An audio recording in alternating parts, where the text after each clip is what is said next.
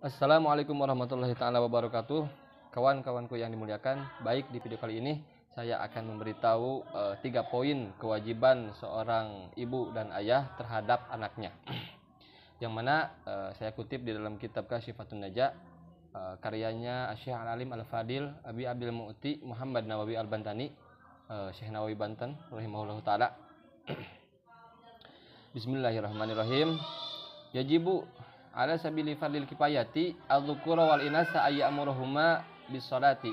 Wajib atas melalui jalan fardu kifayah. Fardu kifayah itu adalah idza fa'alal ba'du saqatal haraj anil bakin. Di mana dikerjakan oleh sebagian maka gugur kewajiban atas yang lainnya. Nah, apa yang wajib itu? Ayyamurhuma bisolat, memerintah si anak lelaki atau perempuan melaksanakan sholat.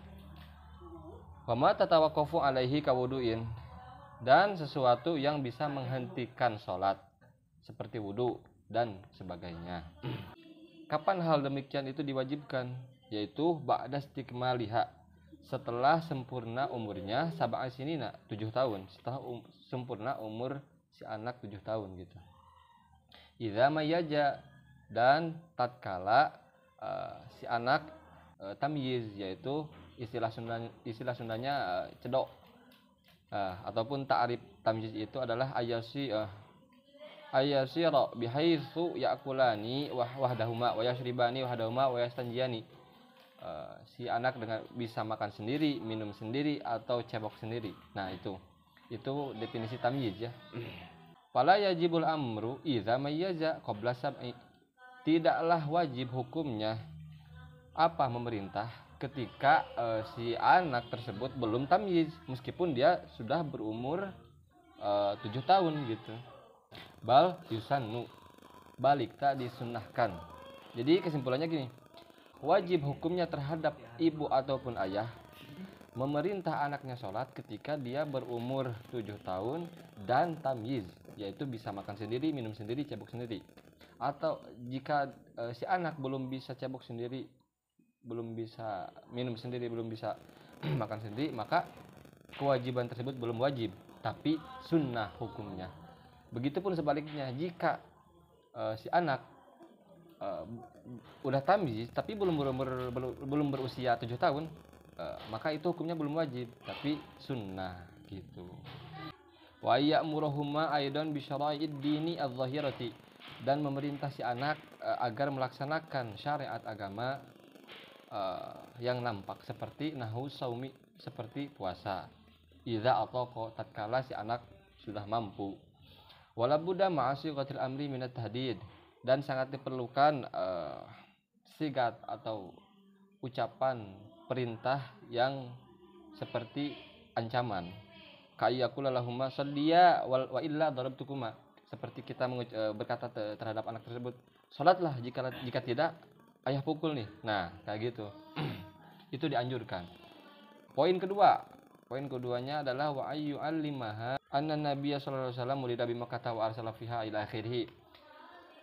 Memberitahunya akan riwayatnya Nabi Muhammad sallallahu alaihi wasallam, seperti Nabi itu dilahirkan di Mekah, wa arsala fiha, dan diutus pula di Mekah. Kemudian beliau meninggal di Madinah, dimakamkannya pun di Madinah, seperti gitu, dan lain-lain, seperti nasabnya Nabi, silsilahnya Nabi, akhlaknya Nabi yang paling utama. Wajib hukumnya kita memberitahu si anak dengan hal tersebut, dengan poin yang kedua. Wa yajibu aidan ayyadribahuma ala tarki dzalika. Nah, ini hal yang sangat sering kali diperbincangan ya. Gimana nih hukumnya kita memukul kita sebagai orang tua memukul anak?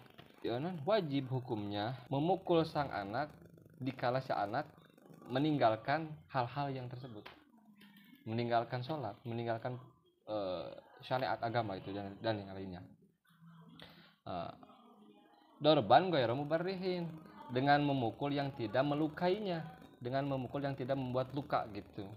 Kalau memukulnya seperti yang melukai gitu sampai dia apalagi buntung sirahna, ya ulah atuh. Kapan itu anjuran tersebut? Nah, ada batasan waktunya. Fi athna'il asyrati, di pertengahan usia 10 tahun. Kalau masih usia di bawah 10 tahun tidak boleh memukul sang anak.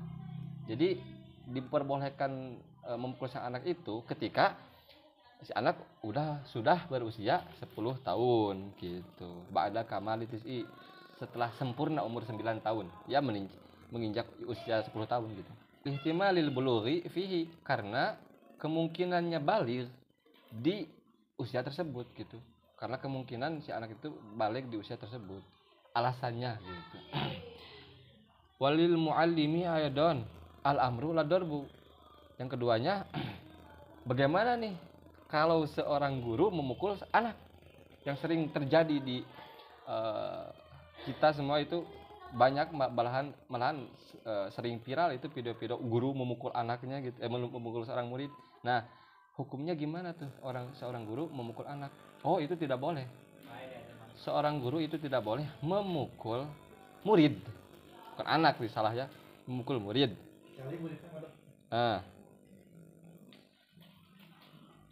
Illa biiznil wali, kecuali atas izin walinya, orang tuanya. Kecuali jika ketika pemasrahan murid terhadap kita seorang guru misalkan ya, soklah ini mah pukul aja kalau dia bangor, kalau dia apa itu bangor itu bahasa ini bersalah gitu, bandel, kalau bandel pukul aja, nah itu baru boleh. Wa mithluhu az-zawju fi zaujatihi, dan hukum seumpamanya itu yang tertera terhadap seorang suami kepada istri.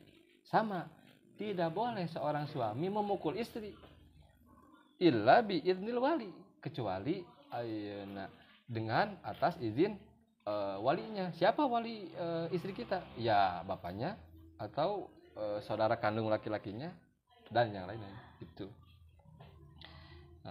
Wa hikmatu dzalika at-tamrinu 'alal ibadati, hikmah dari hal tersebut itu supaya kita suka ibadah, menyukai ibadah, liya'tadaha fala yatrukuha insyaallah, dan supaya bisa terbiasa melakukan ibadah, melaksanakan ibadah. Sangat jauh kemungkinannya dia meninggalkan sholat, meninggalkan ibadah gitu, insyaallah. Jadi kesimpulannya 3 poin itu saya ulangi. Pertama, memerintah sang anak menjalankan syariat agama Islam itu hukumnya wajib di usia 7 tahun dengan tamyiznya itu anak. Yang kedua, memberitahu sang anak akan riwayatnya Nabi Muhammad SAW. Yang ketiga, memukul sang anak jika dia tidak melaksanakannya. Sekian video dari saya, semoga bermanfaat. Mohon maaf bila banyak kesalahan, semoga kawan-kawan tidak segan untuk membenarkan. Wassalamualaikum warahmatullahi wabarakatuh.